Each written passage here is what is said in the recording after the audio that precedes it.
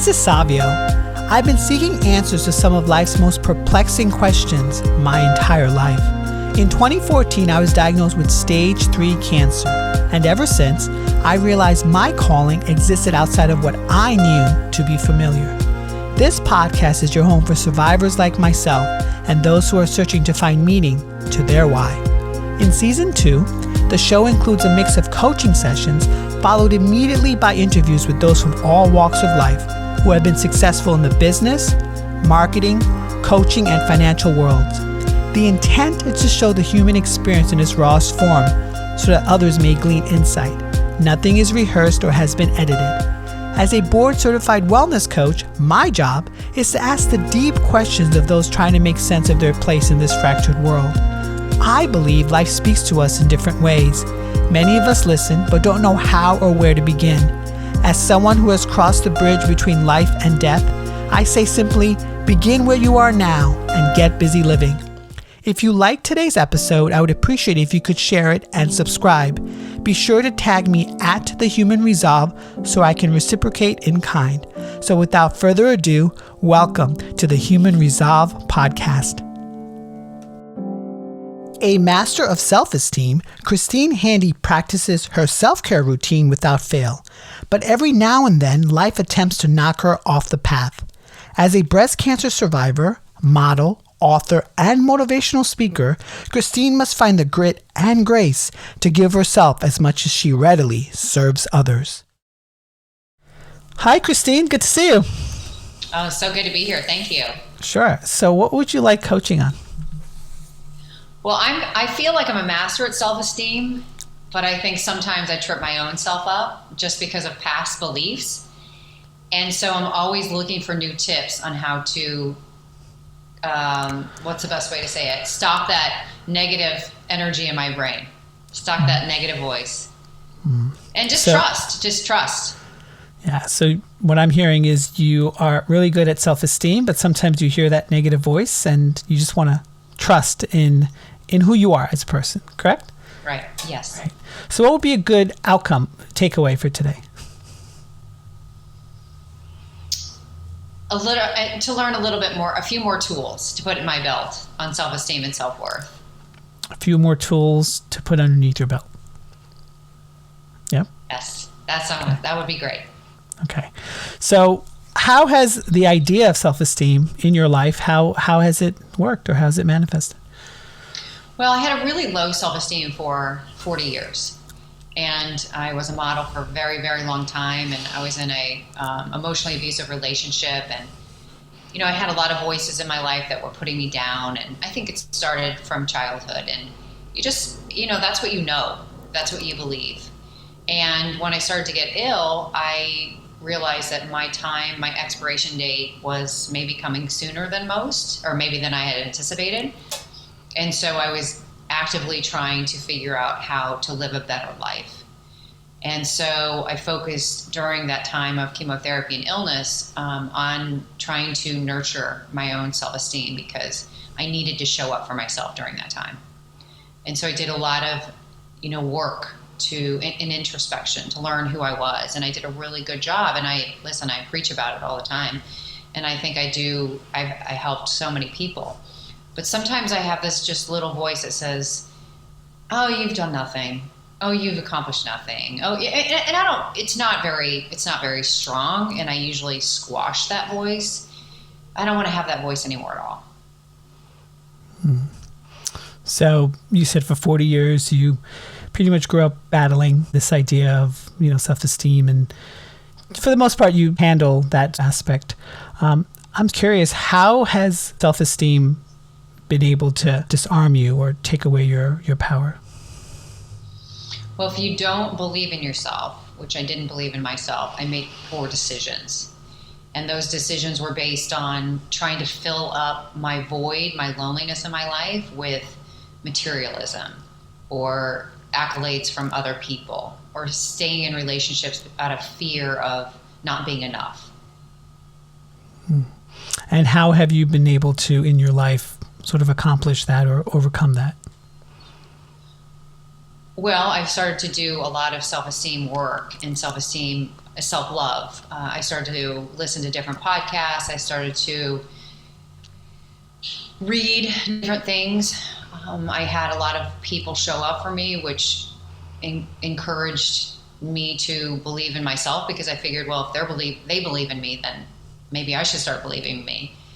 And they became kind of a courage net for me until I was able to rebound and stand on my own 2 feet after chemotherapy. And that just carried itself. Like after that, I was more able to trust in my writing. And so I wrote a book, and my book became successful, and that kind of gave me some more momentum. And then I became a motivational speaker, and that gave me more momentum because people wanted to hear from me, and my voice got louder. And I started to believe in myself more and more because, you know, those things that I attempted to do were successful. Now, of course, it was a lot of rigorous work and no social life and no time off, but I accomplished a lot of things I wanted to accomplish, and of course that helps our self-esteem. And so it's been many years of practicing how to believe more in myself. Is that little voice that you mentioned, it is always in the head? No. Where does it lie? It just peeps out, and it's a double cross, because all of a sudden it'll peep out and I'm like, where did that come from? I thought we got rid of you a long time ago. And that can be frustrating because we can't control everything that pops into our head. What are some of the messages it tells you? You're not enough. You've done nothing with your life. You're not enough. You've done nothing in your life. And so how do you said time to time you squash it. How do you do that? Well, I just say I am enough. That's not true. That's false. That's a false thought. And I take those thoughts captive and I get rid of them. But they can linger, and I want to get to a place where I just don't even have those thoughts.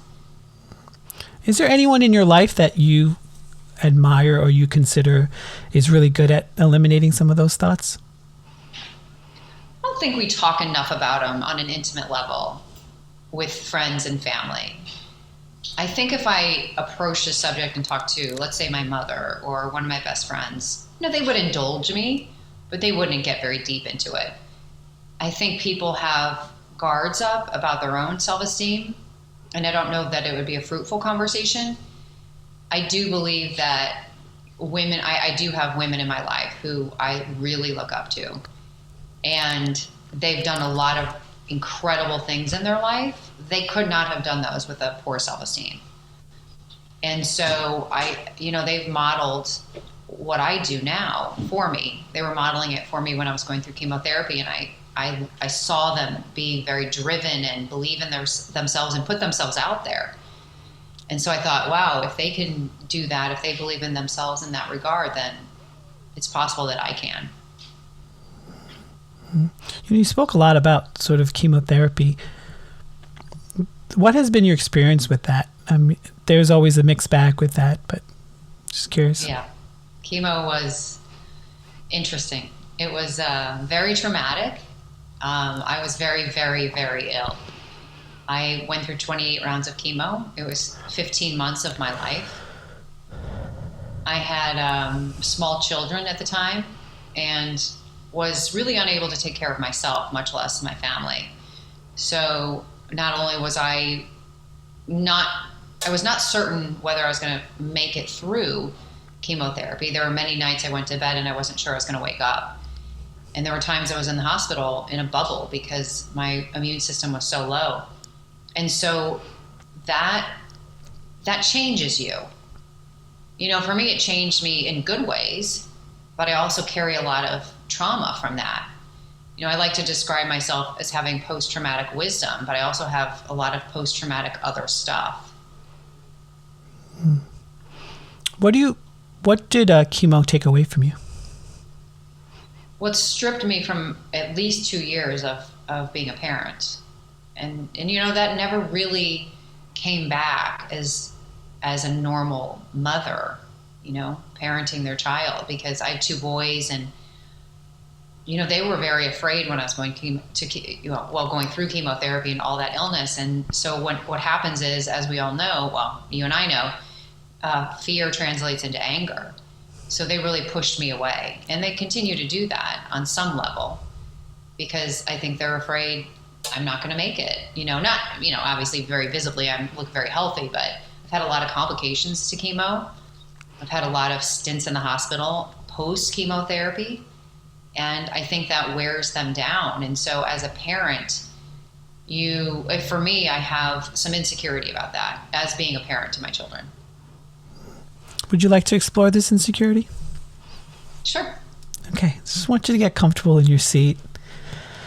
If you feel inclined, you can close your eyes or soften your gaze. Just want you to take a couple of breaths in and out. I always love a good body scan. So I just want you to breathe into the different body parts that I mentioned. The top of your head, forehead, the eyes, nose, the ears, the mouth, the lips, the neck, shoulders, upper body, the arms, hands, stomach, the lower body, the legs, the feet. Just want you to take a couple of breaths in and out again.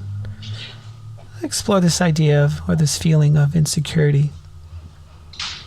Does that hit you anywhere, Christine?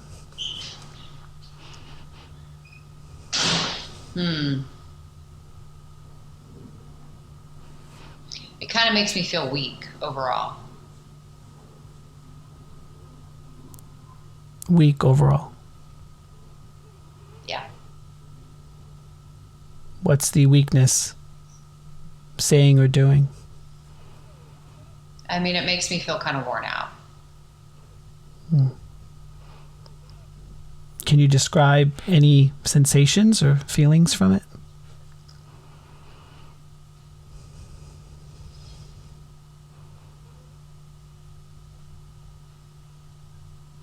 I don't think I feel anything physically in my body. Maybe just in my head. But it definitely is heavy. It's heavy in your head. Yes. Does it have anything to tell you or anything it wants to say?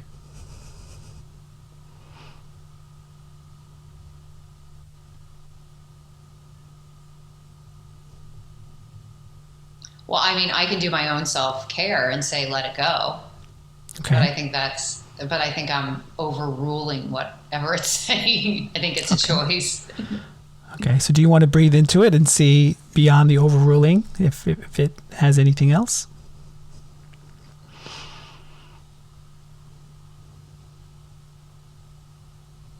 Yeah, it just feels very heavy. It's interesting because I've had so many other traumas in my life. I've been physically abused, emotionally abused, chemo and breast cancer and 23 non-elective surgeries and bullied by a doctor, and that I've kind of detached a lot. So it's hard to get into that shell.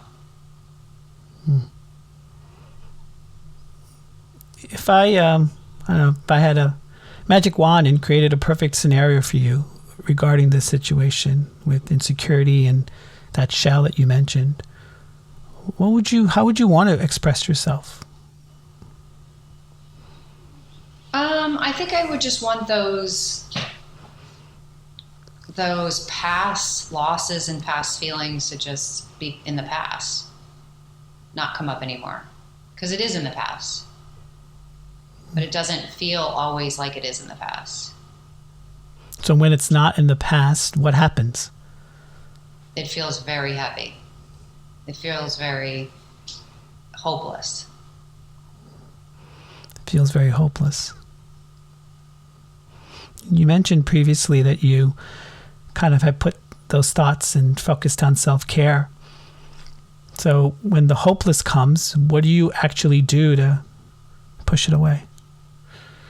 I stay busy. I focus on work. I focus on helping people. And does that work for your own self-care? It does. It helps me a lot, actually, because I know if I'm helping other people so that they don't have to feel as bad as I do, it gives me comfort. But in a perfect world, what would Christine just want beyond helping other people? I mean, I want a normal, like, white picket fence family. I want, I want to love. I want to love people. I want to be loved. I want my kids to have a normal life. I want to have balance. I want to work, but I also want to play. I want to serve others, but I also want to,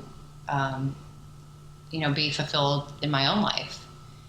So that seems a little bit, that's something I'm reaching for, but I'm not doing a very good job because I'm very passionate about what I do. And that's kind of taken over my life for many years. Are those things you want to create, are they realistic? Can they actually happen? Sure, yeah. I mean, my kids are in college, so them coming home and, living with me is probably not realistic just because of their ages. But I think that there's love out there for me. How can you create steps to have some of these good things follow? I have to change the persistence to just work. I have to change the grit and grace to just give it to other people and maybe give more to myself. And how does that actually look in your life? Like, what would you have to do? Take time off of work. Not have my laptop on my lap when I'm in bed till 11 o'clock at night. Not look at my phone at 3 a.m. when I wake up to use the restroom to see if, answer messages, answer emails. Not, book 6 interviews in a week and speeches and, not spend 12 hours a week on Zoom. If you did those things, what would you lose?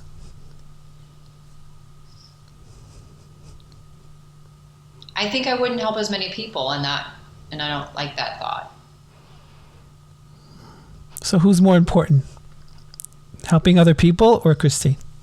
Apparently helping other people. That's a fair question. Is that something you're okay with? I mean, I think that there's been some rumbling inside of me that says it's not.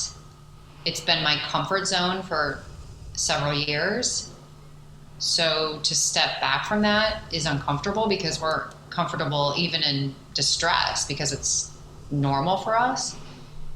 So, yeah, I'd have to really make some fundamental changes. And I think I have recently some. Like, I'm taking a vacation tomorrow, which I haven't done in many years. So we'll see. We'll see if I can really not work when I'm out in California trying to detach from work. We'll see. We'll see if I can do that. What do you think the aftermath would be if you gave more time to Christine and less time to others?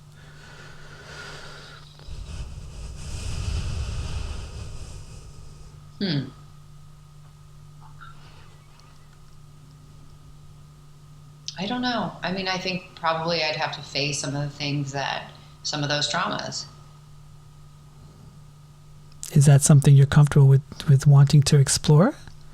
I feel like I did. I feel like I had therapy after chemo. I think I had therapy after, some personal relationships ended. I've had, long time therapy. And I feel like I'm equipped with the tools. So, to go back into that space, I don't know, seems kind of depressing. What would be the best outcome for going to that space for you?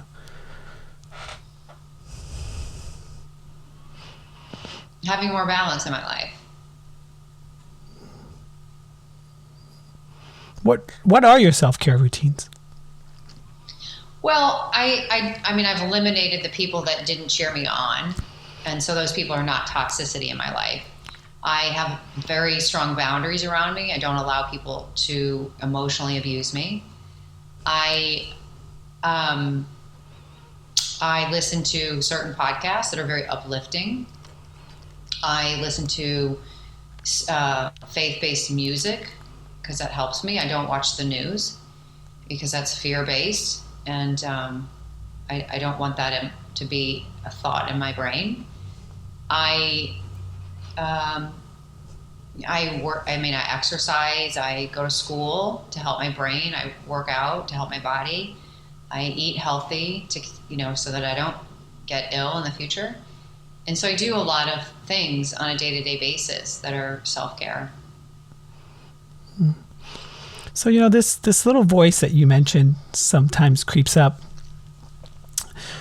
What do you think its purpose is? Well, when you're used to shame and being put down for 40 years, it doesn't just go away. And so you have to unwind that. So I'm trying to unwind that, and I have unwound a lot of it. So I'm very proud of that. But I'm just trying to unwind it a bit more. Do you think that you can unwind it to the point of it being at zero or set point? I think so. Yeah. And what would that have to what does that entail? I think more self-care work, having more balance in my life and setting maybe different boundaries and more boundaries. Yeah, I think it's a daily practice for sure. So if you're okay, I want to sort of give you a resource. Sure. There's a book by Richard Carson called Taming Your Gremlin. I mention it a few times because it seems like this theme is something that a lot of people struggle with. And basically in the book, it's just, it's your inner critic, and sort of it's there. And he basically talks about taming strategies that you can never really get rid of it. You can only really tame it. And so my visual is like the scene in Ghostbusters where they zap the goblin and puts them in a metal box. It's just a suggestion that I wanted to sort of put out there for you. Yeah, that's great. I have very little time to read because I'm at Harvard, but I will. I have Audible, so I'll do that. Yeah, I'm always willing to read, to search, and to get new knowledge. So how do you suppose you can keep yourself accountable? I mean, you mentioned a few things here, a couple of strategies. I mean, new tools. I mean, what other things in your arsenal or things that you know of that you can maybe implement? Well, I think recently I've asked other people to help me be accountable, and that's helped because they are trying to make me accountable by helping me have more balance in my life. So I think asking people to help with this is imperative to me changing. Can you rely on them? I can, because they have been making me accountable. Maybe too much. What is one thing you wish that you could do in this area beyond the support of others, that you love to sort of generate? Well, I think I've put my social life on hold because this has been more of my calling has been more important. I think I need to start, reaching out to people and doing more things outside of my home instead of just working. And I think that will make me more accountable. Even if it's like one time a day, go, meet somebody for coffee. That will help make me more accountable. Do you do any meditation or breathing exercise or anything of that sort in your life? I do. I do both, actually. And the benefits have been positive, negative? Yeah, very positive. Very positive. Okay, excellent.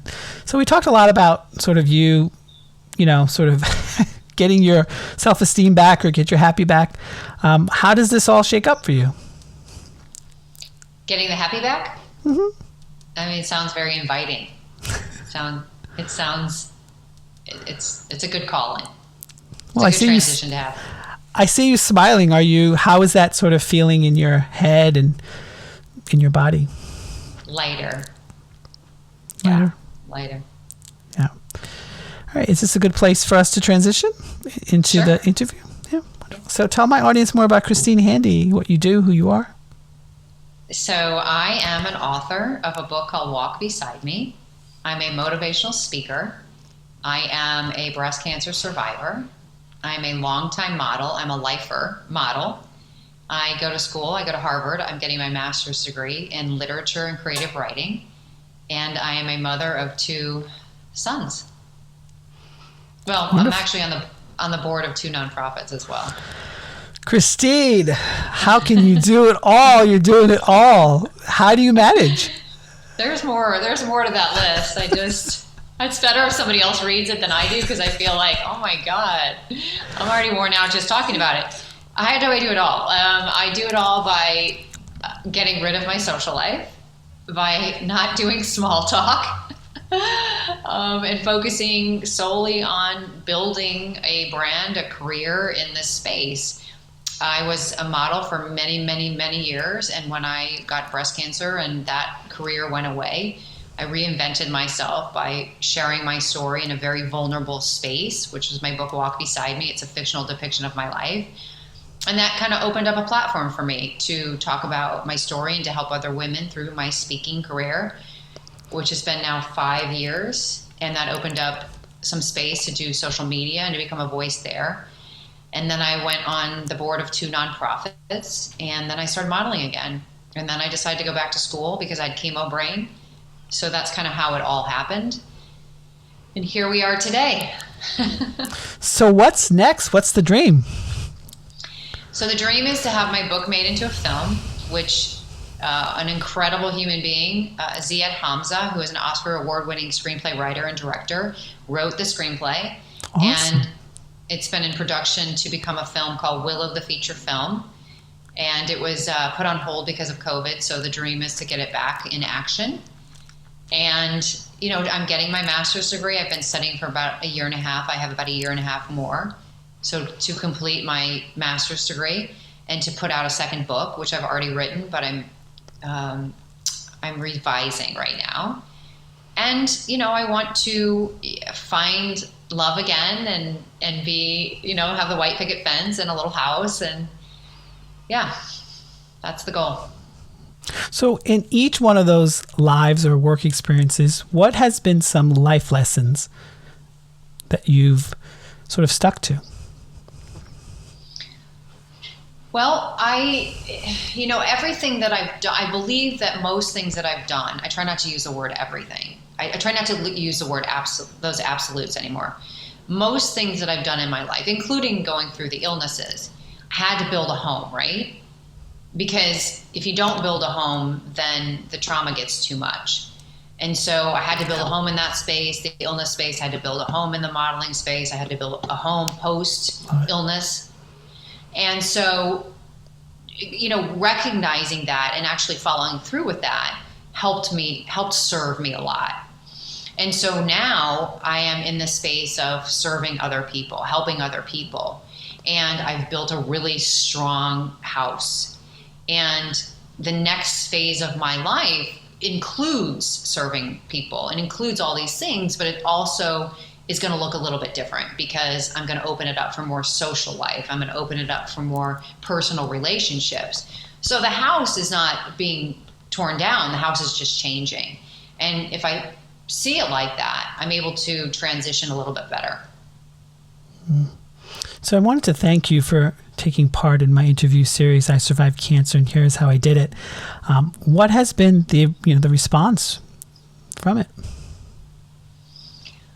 Well, I think storytelling changes lives because I'll give you an example. When I was going through breast cancer, I didn't have any contemporaries that had cancer. So as I looked around at my friends and my family, I was alone. Although they were physically there, I felt very alone. And I didn't know how to get through it. And so the art of being able to share the story, whether it's in an article or it's in a book or it's on a podcast, it's a gift.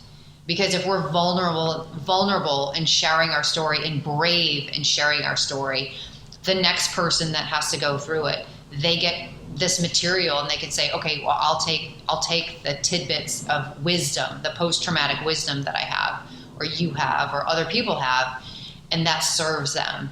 And I think that's good fuel to help them through their journey. Again, I was searching for those types of things when I was going through chemotherapy, and I couldn't find them. I was given a lot of spiritual books when I was going through chemotherapy, but there wasn't a book about like a fictional depiction of a woman going through breast cancer. And so I wrote that in an effort to show people, hey, this is not easy. There's a lot of really bad parts, and these many things about me aren't very, I put myself in a vulnerable position because it's not important to say, okay, well, all these people showed up for me and I got through it and look how healthy I am. That doesn't help anybody. What helps people is to say, this is the good, the bad, and the ugly, and this is how I did it. And so I think articles like, the ones that you did, all of them have helped other people because they've been able to share their stories in a way that people can help them in their own lives. Can you speak more to this post-traumatic wisdom? I absolutely love that phrase. Well,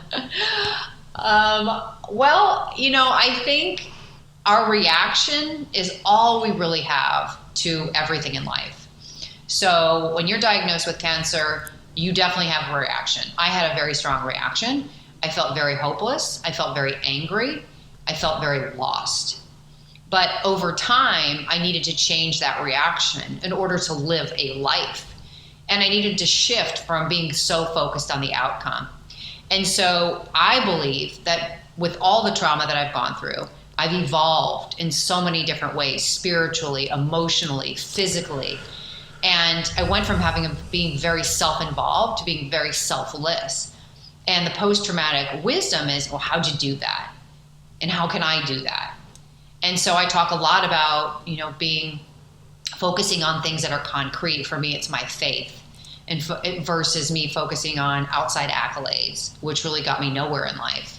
Although I had plenty of them, my plenty now looks different. I want plenty of faith. I want plenty of serving other people. I don't want plenty of things, material things. I don't want plenty of outside accolades. I want to feel plenty within my own self. And I don't want that to be dependent on the outside world. So that's kind of my post-traumatic wisdom. I have a lot of it, and I like to share it. But I think I do have post-traumatic PTSD, but I want to use my PTSD to help other people. For someone who just is listening to this and was maybe told they have cancer, or they have a loved one who has cancer, what would be 3 things that you would suggest that they do? I think that when we try to rely on other people to get us through anything in life, that's a fail. And you're setting yourself up for failure. Like when I got married, I thought, well, my husband's going to take care of me. He's not an extension of me. He's supposed to be my caretaker.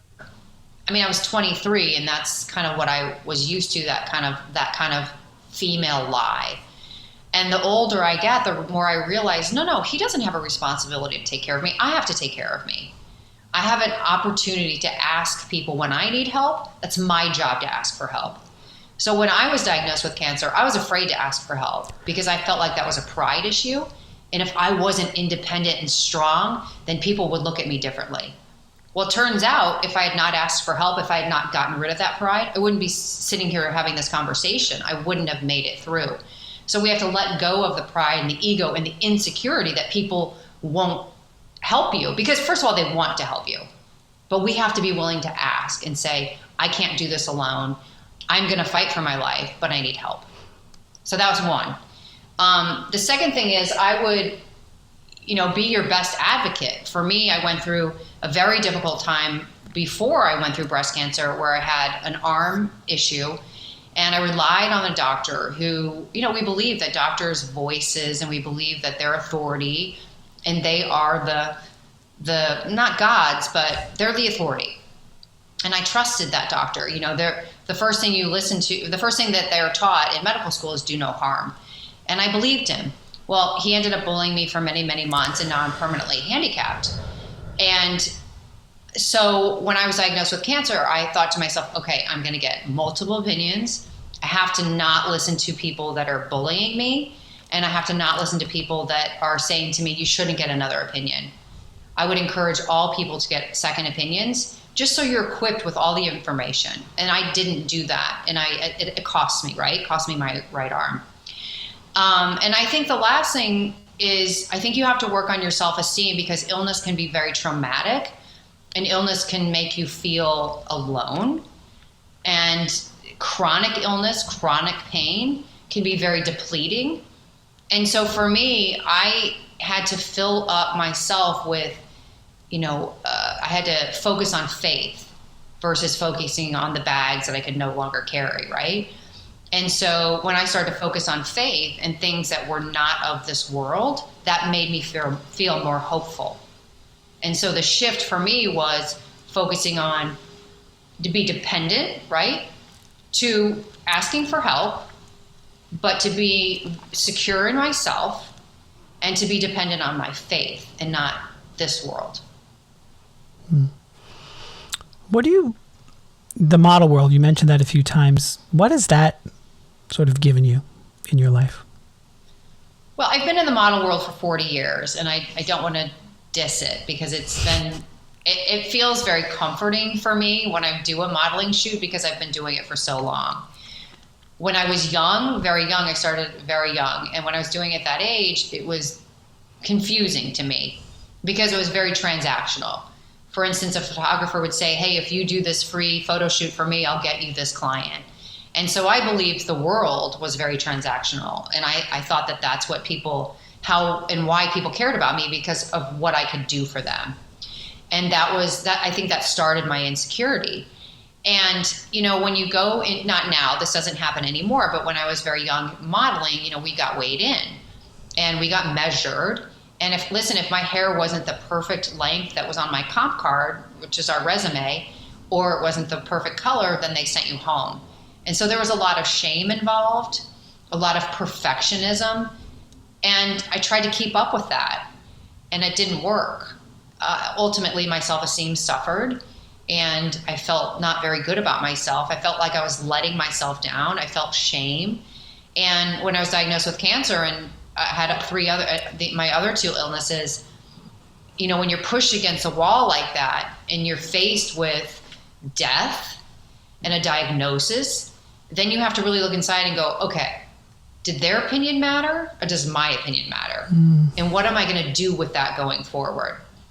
And so I started to listen to myself more, because I knew, even though I was young and pretty and had this picture perfect life, I was lonely, I was insecure, and now faced with an illness, and I had a choice how to, not only to respond, but I had a choice as to how to model courage for other people.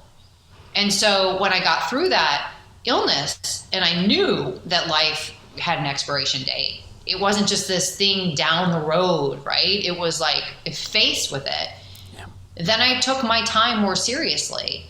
And I realized that there was no U-Haul behind the hearse. You can't take that stuff with you. And there was an opportunity to do something with my life. And what I decided to do was to serve, because that, in essence, gave me more joy. I wanted to feel joy. Is joy something that you express? You mentioned speaking engagements. Is that something that you make a point to sort of express? I do. I talk about that, when I'm speaking, but I also, speaking to me, having a voice gives me great joy. And we all have a voice, but we don't always believe we have a voice. And when you start to believe you have a voice, your voice can be louder. So what would you suggest that individuals do whose voice is, and I struggle with it as well, who feels like their voice is so small? Well, I lived that life for 40 years, so I know that feeling. And I just don't live that life anymore, because I'm not rooted in things of this world. I'm rooted in faith. I'm rooted in God. I'm rooted in biblical scriptures that say, I'm enough. Do not be afraid, for I am with you. Let go and let God. Those are the things that I meditate on. And so if I get, somebody that says a negative comment on social media, I could care less. I don't care about what other people think of me. I care about, my measure is God. And that's the difference for me. Yeah, I remember seeing a post of yours where someone, I think, mistook you for a male, which I don't know how that's possible because you're just physically gorgeous and beautiful. Thank you. And I just remember your response was so interesting. Would you like to speak to that? Yeah, so my breasts were removed when I had breast cancer, but I had implants. And in 2020, when the whole world shut down for COVID, I was in and out of the hospital because I had a staph infection in my implant. And ultimately, the staph infection turned into a MRSA infection, which turned into an emergency surgery, which turned into the implant coming out permanently because a lot of my skin and my tissue around that implant was destroyed. And so now I have a concave chest. And so after I had a concave chest, which was many years after I had breast cancer, I didn't face that when I had cancer. It was very confusing for me. And I had to figure out, like, am I going to wear prosthetics? Am I going to show this? Am I going to wear, what clothing can I wear? And I looked around and I just said to myself, this is who I am. Take it or leave it. This is what I look like. I'm all scarred up. I can't wear the clothes that I used to wear. I don't look like all the other women, most of the other women in the world, but that's okay because I was okay with myself. And so when I started posting that stuff on social media, like in tight fitted stuff, because I was so proud of myself, there was a major change in my life, major physical change in my life, but I was still who I was because it was from the inside out. Yeah. And this man posted on my social media saying, were you born a man or a woman? And to be honest with you, it kind of threw me because I looked in the mirror and I thought to myself, are my friends and family telling me that this looks okay, but it really doesn't? Wow. Am I telling myself that this looks okay, but it really doesn't? And it took me about 3 days of introspection. And I finally responded to him. And the other thing, as a side note, I changed how I responded to people after I had cancer. I don't want to respond out of pride. I don't want to respond out of malice. I only want to respond out of compassion. But that takes a lot of practice. Yeah. And so it took me about 3 days before I could respond to this man. And when I responded, I asked him, I said, I didn't delete his comment. I didn't trash him on social media. I just said, why did you ask me that?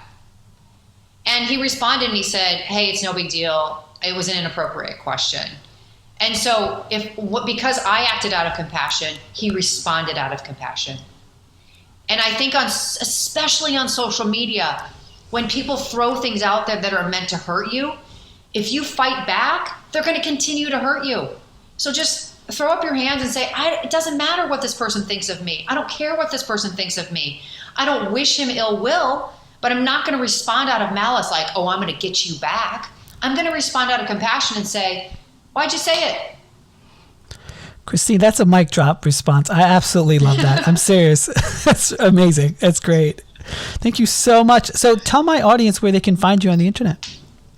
So my website is christinehandy.com. I am on Instagram, christinehandy1. I am on Facebook. I'm on Pinterest, which I'm kind of trying to get more Pinterest followers. So if you have a Pinterest, follow me. Okay. It's Christine. It's like one Christine Handy, but it's Christine Handy author. Go find me because I put a lot of really good stuff on Pinterest, and I really want people to see it. Yeah. Well, you're such a thoughtful and such an inspiring woman. I really appreciate today's conversation. Thank you so much. Thank you. Hi there. I really hope you enjoyed listening to today's podcast episode of The Human Resolve. If you feel that others may enjoy this episode as well, please share socially at The Human Resolve. They can also visit my website, thehumanresolve.com, where I offer one-on-one coaching sessions, daily prompts to move you in the right direction, sync directly to your smartphone, and a subscription to my weekly newsletter where I probe into the secrets from living smarter to feeding your 3 brains. If you could also help me out and give me a review and rating on this platform, because I do care what you have to say, I would really appreciate it. Now, get out there, my friends, and get busy living.